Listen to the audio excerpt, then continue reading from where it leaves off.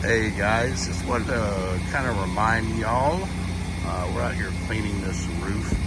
I've made a video about this before, but you see we've got these rose bushes, we've got gutters underneath, but when you're spraying, a lot of times you'll have overspray come off and hit the top of these. But we're using one of our misting nozzles to help control that right around the edges. I don't want to cover these because I don't want the weight of the tarps or Tyvek weighting all those bushes down, those rose bushes down. So since we're only cleaning the roof out here, I got to try to do this with one hand. Get my hose out here. When I'm watering these, what I'm going to do, hold on just a second.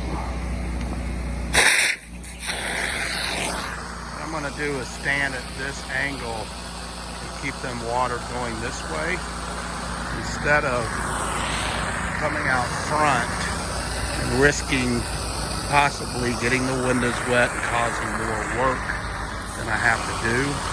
I kind of like to stand off to the side and keep them watered like this, especially when you sometimes have houses that don't have a deep patio like this or whatever. So just kind of keep that in mind.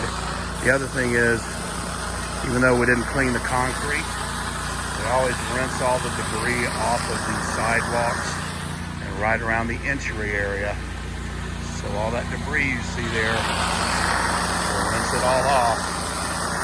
All off the sidewalk and make their entry area look pristine before we leave.